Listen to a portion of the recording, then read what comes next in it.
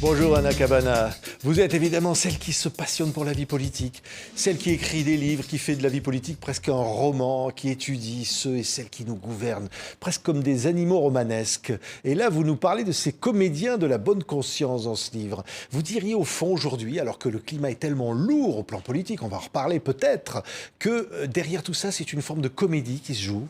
Alors, j'ai en effet intitulé ce livre « Les comédies de la bonne conscience », mais c'est parce que, en fait, j'ai pris le parti d'en rire plutôt que d'être obligée d'en pleurer. C'est-à-dire qu'il n'y a aucun doute pour moi sur le fait que c'est, si vous voulez, l'hygiéniquement correct, le politiquement correct, le sanitairement correct, et j'en passe, sont aujourd'hui dangereux.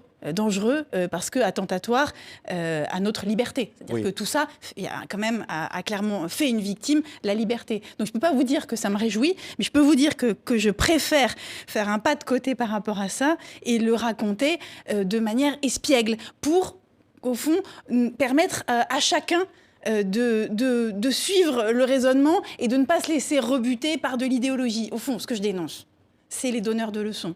Donneur de leçons de morale, morale politique, et je ne vais pas me mettre, moi, en écrivant, à donner des leçons. d'où le parti pris de raconter ça comme des comédies. Mais c'est ça, mais au fond, quand on dit comédie, on se dit, au fond, ils ne croient pas à ce qu'ils racontent. Ils essaient de se conformer à une idéologie ou à quelque chose de, voilà, une bien-pensance. Et donc, vous dites, au fond, c'est ça. La politique a perdu tout son sens. Il y en a qui font ça, en effet, de façon purement cynique, sans croire à rien, et d'autres qui véritablement sont des moralisateurs. C'est-à-dire que c'est pas dans ce spectre-là qui est la scène publique, vous avez vraiment tout. C'est-à-dire que c'est un bestiaire qui comporte à la fois des personnages, des personnalités qui croient à ce qu'elles disent et à ce qu'elles font, et qui ne sont pas, d'ailleurs, les plus inoffensives. Hein. Et vous en avez aussi qui ne croient à rien et qui font tout par calcul, par électoralisme ou par posture. Ce qui est intéressant, à chaque fois, c'est de détricoter ça, de décortiquer ça. Et moi, j'ai choisi de le faire dans ce livre avec un prisme qui est, en effet, la bonne et la mauvaise conscience. C'est-à-dire que j'ai choisi chez chacun de mes personnages d'aller regarder quels sont les ressorts de bonne et de mauvaise conscience. Et à la vérité, moi, je trouve plus intéressant la mauvaise conscience. Parce que la bonne conscience, c'est une paresse pour l'esprit. C'est-à-dire que vous ne pensez pas contre vous-même. Vous êtes, au fond, vous épousez, dans le moule, quoi, vous épousez voilà. le vent dominant de l'époque, et vous allez là où c'est bien d'aller parce que tout le monde y va et que vous ne risquez rien. Tandis que la mauvaise conscience, ça vous conduit et ça vous oblige à des introspections, à des réflexions tourmentées contre vous-même, et en général ça donne des moments, des situations ou des personnages avec une densité quand même sacrément plus intéressante. Moi, j'aime bien la mauvaise conscience. On va quand même donner des noms, parce que là on a envie d'entendre des noms. Mais alors, vous dites Tartuffery, j'écris ton nom, un nom qu'on n'emploie pas assez. Vous dites il consonne juste. L'été, il faut retentir le tam-tam de la tromperie, les F, le follement de la félonie, et l'un et l'autre, eh bien, se prenant les pieds dans les airs, qui roulent la vérité dans la boue. Et vous voyez, c'est pas tout à fait comique, vous en conviendrez. Non. C'est-à-dire qu'il y a une tragédie. Mais vous voyez bien que la tragédie et la comédie s'entremêlent, et c'est ça qui fait la richesse un peu dingue de notre scène publique. Et c'est vrai que je donne des noms, c'est vrai que je raconte des situations avec les uns et les autres. Je raconte par exemple que Dominique Strauss-Kahn, au fond, je fais partie de ceux qui, quand j'ai vu les images de Dominique Strauss-Kahn menotté donc en mai 2011 avec le visage ombré par la barbe, et ce que j'ai vu, c'est sa colère. C'est-à-dire que tout le monde a dit il est blafard, il est blême, il est accablé, il a la mine défaite. Tout ça était vrai, mais moi ce que j'ai vu et ce que j'ai trouvé absolument passionnant, c'est que pour la première fois de sa vie, cet homme-là, il se tenait droit, avec les yeux noirs colère. Vous dites même dans ce livre, vous dites il était beau, je l'ai trouvé beau. Je ne l'avais jamais trouvé aussi beau, parce qu'en fait il était habité par une passion, par une émotion très forte. Il était comme transfiguré, alors que Dominique Strauss-Kahn, c'est cet homme qu'on connaît comme étant toujours un peu désabusé, un peu à distance, un peu voûté, avec une forme de distance et du détachement. Ce qui ne va pas l'empêcher. Et il est revenu à ce détachement. C'est-à-dire que le même Dominique Strauss-Kahn, passé cette épreuve absolument hallucinante, cette arrestation, ce procès, cet emprisonnement, passer cette épreuve, aujourd'hui, eh bien, vous avez de nouveau, quand vous le rencontrez, ce qui m'est arrivé pas plus tard que cet été, eh bien, un homme, au fond, revenu de tout. En fait, il sait pas ce que c'est la bonne ou la mauvaise conscience, Dominique Strauss-Kahn. Il est ailleurs, il est dans un monde où, en fait, plus rien n'a vraiment, il n'y a pas vraiment de bien, pas vraiment de mal, il y a à peu près rien qui compte, tout passe. Oui. Mais ces êtres humains-là, ils ne sont pas habités par la passion. Oui. Et bien moi, j'aime. C'est ça. J'aime la passion. Et vous le faites partager dans ce bouquin. On parlait d'Emmanuel Macron, parce que là, lui, il est en pleine action. Vous dites, alors cet homme, Emmanuel Macron, il a appris à faire mine de données pour vous laisser croire que vous avez un intérêt. Il vous serre la main, à vous la broyer en plantant ses yeux dans les vôtres, sans jamais cligner les siens, comme s'il allait aspirer votre âme, la gober comme un œuf frais, un shoot d'intensité de 10 secondes dont beaucoup ne se sont jamais remis, qui ont cru qu'ils étaient importants, voire aimés. En fait, j'ai presque l'impression, vous lui dites, c'est un affabulateur.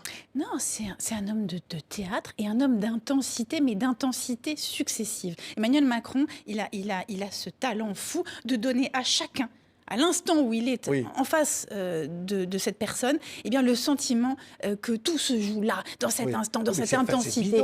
C'est faux. C'est du théâtre. Oui. Mais c'est du théâtre. Mais la politique est une forme de théâtre. Et c'est pas. Mais c'est terrible aussi de dire ça. Mais c'est pas un théâtre. C'est pas un théâtre qui est aisé à pratiquer. C'est-à-dire que Emmanuel Macron, quand il vous broie la main et qu'il vous regarde en effet en aspirant tout ce que vous êtes, eh bien, à ce moment-là. Au fond, il donne de lui, mais il donne de lui comme il le fera l'instant d'après avec un autre et l'instant d'après encore avec un troisième. Oui. Ça veut dire qu'en fait, on a, en la personne de Macron, un formidabilissime acteur de théâtre. D'ailleurs, c'est pas pour rien. Qui fait du judo. Vous dites, il fait du judo. Qu'est-ce que ça veut dire? Il adore ça. Il dit qu'il faut faire du judo avec tout, avec les gens, avec les sentiments, avec les idéologies. Faire du judo, ça veut dire que vous attrapez la force de votre adversaire et vous la retournez contre lui. Eh bien, Emmanuel Macron, il considère qu'il a réussi à devenir président de la République, donc à cette espèce d'élection incroyable où il a été le candidat inattendu qui a pris l'Élysée par effraction, ce sont ses mots, par effraction. Eh bien, il considère qu'il a réussi parce que précisément il a réussi à retourner la force de l'adversaire contre lui. Mais il duplique ça à l'infini, c'est-à-dire devant chacun de ses interlocuteurs. Au bout d'un moment, peut-être qu'on peut se demander si ça va marcher éternellement. On voit aujourd'hui un durcissement je crois qu'on voit du que climat politique. On voit que ça fonctionne plus très bien, même. C'est-à-dire le fameux en même temps, on voit tout ça. Et on voit sur ses positions sur le Proche-Orient, on le voit un certain nombre. C'est pour ça que je vous dis que là, il n'y a plus vraiment de force d'adversaire à retourner. On est d'accord. À la manifestation, contre l'antisémitisme. Donc on voit ces hésitations aussi. Mais en effet, la Grande Marche contre l'antisémitisme est un excellent exemple dans la mesure où il a été dans la tergiversation jusqu'à la dernière minute. Les gens croient qu'il avait tranché depuis longtemps, qu'il avait décidé de ne pas y aller. C'est pas vrai. En fait, jusqu'au bout du bout, il a continué d'hésiter. Et ce qu'il a, in fine, décidé à ne pas prendre le risque d'aller dans la rue, c'était la peur d'embraser les banlieues françaises. C'est ça, le sujet. Donc Emmanuel Macron, aujourd'hui, c'est pour ça que je vous dis que son judo ne fonctionne plus, c'est qu'aujourd'hui, il a peur. Il a peur de la guerre civile. Voilà. Alors c'est un mot qu'évidemment, vous ne le trouverez pas sur ses lèvres dans ses discours publics, mais ce qu'on vous raconte à l'Élysée, c'est qu'il y a véritablement le sentiment, de son point de vue, que le pays est inflammable et qu'on n'a jamais été aussi proche de la guerre des uns contre les autres. Et donc il sent un mot qui n'irait pas pour déclencher une guerre civile en France. Mais une guerre civile de qui contre qui? Alors il pense qu'en effet, aujourd'hui, la guerre qui se joue en Israël et à Gaza est de nature à pouvoir embraser les banlieues françaises et que lui, Emmanuel Macron, ne prendra pas ce risque. Alors je vais vous dire, ça le conduit à faire des fautes. C'était une faute politique pour le président de la République de ne pas descendre dans la rue pour manifester, au fond, contre l'antisémitisme. Ça veut dire quoi? Ça veut dire pour la République. Parce que le sujet, c'est pas manifester pour les Juifs contre les musulmans. C'était pas ça le sujet. C'était manifester pour une idée de la République, une idée qui inclut tout le monde dans un dépassement des différences et qui est pour un au-delà de soi-même, qui précisément est l'idéal républicain. Mais ça, si on n'a pas le président de la République à ce moment-là en tête de cortège, ça n'a pas de sens. Ça n'a pas de sens. Et le pire étant, c'est que, je ne sais pas si vous vous souvenez, la veille de cette marche, il a été interrogé par une descendante de Dreyfus qui lui a dit « Monsieur le Président, vraiment, je regrette tellement que vous ne souhaitiez pas participer à la marche. » Et vous savez ce qu'il a répondu ? Il a répondu « Mais si je pourrais me faire des marches tous les jours, la marche de la semaine, quoi. » Mais comme si vous voulez, c'était une façon de dénigrer, de disqualifier cette manifestation et de la renvoyer dos à dos avec au mille et une autres manifestations qui peuvent se tenir en France. C'est dire, au fond, à quel point, sur ce sujet-là, Emmanuel Macron est passé à côté d'une certaine idée de la République. Oui, il y a le drame de Crépol, du village et du quartier de la Monnaie de Romans. Et là aussi, il y a eu un temps, voilà. grand temps de latence avant que la prise de conscience soit faite. Au départ, au sein du gouvernement, vous aviez une volonté de minimiser précisément pour ne pas, c'est toujours pareil, jeter de l'huile sur le feu, faire des amalgames. Donc il fallait ne pas stigmatiser. Et donc pour ça, au départ, le gouvernement était sur la ligne du procureur, c'est-à-dire ne pas donner les prénoms, dire que c'était une rixe. Et ensuite, quand le gouvernement et Emmanuel Macron ont pris conscience que le sujet, en fait, était récupéré par l'extrême droite et qu'il venait de faire un cadeau incroyable à l'extrême droite, parce qu'ils ont permis à l'extrême droite de se présenter comme ceux qui disaient la vérité aux Français. On vous a caché la vérité, voilà les prénoms des jeunes gens qui ont agressé et tué Thomas. Et nous, extrême droite, eh bien, on est ceux qui prenons la responsabilité d'ouvrir la boîte de Pandore parce que nous, on ne vous ment pas. Voilà. Et ça, c'était... Non, mais ce cadeau-là fait à l'extrême droite, il a été fait par tous ceux qui n'ont rien dit. Et Emmanuel Macron et son gouvernement, au départ, étaient sur cette ligne. Et alors là, badaboum, vous avez eu un changement de pied sémantique et politique du gouvernement. Et Olivier Véran est allé dire il y a un risque de basculement de la société française. Alors qu'on était donc, on passe de la rixe... Le fameux choc des civilisations. Donc d'ailleurs, Emmanuel Macron lui-même a parlé. Il parle de décivilisation, mais il n'en parle pas sur ce point-là, précisément. C'est-à-dire qu'il a essayé, je vous dis, il a vraiment essayé de rester à distance, précisément parce que sa peur de l'embrasement lui fait commettre, au fond, des vraies fautes politiques, parce qu'à chaque fois, c'est-à-dire on a l'exemple de Crépol comme de la marche contre l'antisémitisme, on voit que Emmanuel Macron, là où il aurait pu, au fond, prendre les devants, mettre les mots, parler aux Français les yeux dans les yeux, en leur disant la vérité et en leur parlant de vivre ensemble et de République, mais après leur avoir exposé, au fond, les drames de la situation, eh bien, il a fait l'inverse. Il a fait l'inverse. Il a commencé par dire non, mais c'est pas grave. Et ensuite, poum, là, il faut avoir l'air de ne pas se laisser devancer par l'extrême droite. Il est pris à la fois d'un côté, évidemment, par l'extrême droite, Marine Le Pen, Éric Zemmour, et puis de l'autre côté, il y a Jean-Luc Mélenchon, la France insoumise, dans le camp d'en face. C'est-à-dire, il a cette Assemblée nationale qui est là, et éruptive. On voit le débat politique d'une violence aujourd'hui qu'on n'a jamais vue depuis très longtemps. Il y a une radicalisation indéniable et une hystérisation indéniable du débat politique. Au départ, précisément, Emmanuel Macron, ça lui allait bien, souvenez-vous, d'avoir complètement ramassé le cœur central de la vie politique française autour de lui et de n'avoir plus que des extrêmes, une extrême droite et une extrême gauche. Sur le papier, c'était bien.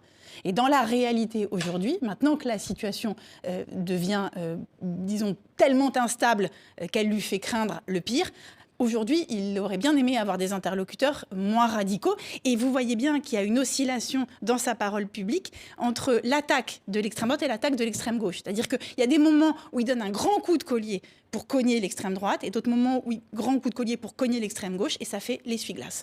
Et donc on a des mots durs contre un camp et des mots durs contre l'autre camp, en essayant, au fond, à chaque fois, d'équilibrer les choses. Et pour les Français, vous savez, ça donne quelque chose pour les Français. Il y a Gérard Darmanin d'un côté, il y a la loi immigration de l'autre, il y a un problème de lisibilité, bien sûr. Mais si vous me demandez si je pense qu'Emmanuel Macron, aujourd'hui, conduit, au fond, adopte une ligne politique claire pour les Français, je vous dis non, je vous dis qu'on est au bout du « et » en même temps. Et ce que je raconte dans ce livre, c'est que sur le terrain de la laïcité, Emmanuel Macron, il n'a jamais eu une vraie... il n'y avait pas une doctrine d'Emmanuel Macron sur ce sujet. Initialement, il s'est construit sur le terrain de la laïcité contre Manuel Valls. C'est-à-dire qu'il était... C'était son grand rival. C'était son grand rival. Donc, il avait pris le contre-pied de Manuel Valls, comme souvent le font les hommes politiques quand ils ont un rival identifié. Donc, Manuel Valls, c'était l'ultra-républicain, ultra-laïque, eh bien Emmanuel Macron allait être plus communautariste. Et souvenez-vous, au lendemain des attentats de novembre 2015, il va devant les GRAC et il fait un discours qu'on a qualifié à l'époque d'explication sociologique du terrorisme. Ça, c'était exactement la position anti-Valls. Et quand il finit par terrasser Manuel Valls, et là, il devient, si vous voulez, il devient le candidat favori de 2017, avant d'être élu. Et moi, je me souviens d'une interview que j'avais faite de lui pour le Journal du Dimanche sur les questions d'identité, précisément parce que c'était des sujets dont il ne s'était pas emparé. Donc, on n'avait pas la position d'Emmanuel Macron sur ces sujets d'identité, de république et de laïcité. Et donc, je lui avais dit, mais au fond, vous allez probablement, là il n'y avait plus beaucoup de doutes, tous les sondages le donnaient face à Marine Le Pen et ensuite victorieux dans ce face-à-face. Donc je dis maintenant que vous avez gagné contre Manuel Valls, est-ce que vous allez pouvoir dire autre chose sur ces sujets d'identité, de république et de laïcité que ce que vous avez dit devant les GRAC, au fond en ayant l'air d'excuser en partie le terrorisme parce que le plafond de verre économique, etc. C'était tous les mots qu'il avait employés à l'époque. Et là, il me dit, mais pas du tout. Il me dit, je ne retire pas un mot de ce que j'ai dit ce jour-là. C'est le marqueur de ce que je suis. Voilà. Et Emmanuel Macron, c'est pas... C'est-à-dire qu'il n'a pas dans le... Comment dire dans les tripes, dans le cœur et dans la tête, une matrice de république et de laïcité. C'est pas ça son sujet. Ça ne veut pas dire qu'il est anti-républicain, anti-laïque. C'est pas du tout ce que je dis. Je dis juste que ça ne constitue pas la matrice de ce qu'il est. Oui. Et dans ce livre, Anna Cavana, il y a beaucoup de rencontres, les comédies de la bonne conscience. C'est ce que je préfère. Son bouquin. Et puis pas que de la politique d'ailleurs. On y croise Catherine Deneuve, Frédéric Becbédé, Amélie Nothomb, Mbappé, Amélie Nothomb que vous adorez. En fait, mais aussi un peu tous ces gens avec vous leur donnez plus ou moins des bonnes notes de bonne conscience. C'est-à-dire qu'au fond, non, il y a je quand les même, note pas, je les raconte. Il y a quand même une bonne conscience. Qu'est-ce que c'est d'ailleurs la bonne conscience qu'ils se donnent tous ces gens pour être dans le moule? Il y en a qui se donnent pas bonne conscience. Comme vous dites d'ailleurs, pour avoir la carte en fait. Je peux vous dire qu'Amélie Nothomb, elle se donne pas bonne conscience du tout. Frédéric Becbédé non plus, parce que vous les avez cités. Catherine Deneuve, elle arrive à rester à très bonne distance de la bonne et de la mauvaise conscience. Et je leur donne pas vraiment des notes. Au fond, je les raconte. Ce qui m'intéresse, moi, ce que j'aime le plus, au fond, c'est le roman des êtres. C'est-à-dire que j'aime les regarder, les faire parler et au fond, les raconter dans une forme de vérité d'un instant. Voilà. Et j'essaye vraiment de ne pas leur donner des leçons. Non, mais même pas dans l'écriture. Mais quand même, pour avoir la bonne conscience et pour avoir, comme vous dites, d'ailleurs, je le reprends, la carte. Vous dites la carte, c'est-à-dire celle qui vous donne accès aux médias, à la télé, être invité sur les plateaux de télévision. Vous savez ce que je préfère? C'est avoir la carte. Ouais, donc, il faut avoir la bonne conscience. Il y a une certaine conscience. Ah non, mais... Sinon, vous n'êtes pas invité. Sinon... Oui, mais je préfère ceux qui n'ont pas la carte. Au fond, Amélie Nothomb, typiquement, je veux dire, elle n'a jamais eu le bon cours, Amélie Nothomb, alors que c'est un de nos plus grands écrivains français, parce que, précisément, elle n'a pas la carte et qu'elle est à mille de toutes les questions de bonne conscience. Elle s'en fout. C'est-à-dire que, mais quand je vous dis qu'elle s'en fout, il y a très peu de personnages sur notre scène publique, que ce soit sur la scène publique littéraire, culturelle ou politique, qui vraiment sont mitridatisés contre toutes ces bêtises de bonne et de mauvaise conscience. Et elle est là-dedans. Oui. Et ça lui donne une liberté absolument incroyable. Au fond, moi, mon vrai sujet, c'est la liberté. Oui. C'est-à-dire que ce que j'aime le plus, raconter, voir, scruter, observer, détricoter, c'est la liberté de mes personnages. Et je trouve, à la vérité, qu'il n'y en a pas assez de liberté. Message reçu, Anna Cavana. Les comédies de la bonne conscience aux éditions Bouquin. Et on se régale en lisant ce livre. Merci beaucoup, Anna. Merci d'avoir été avec nous.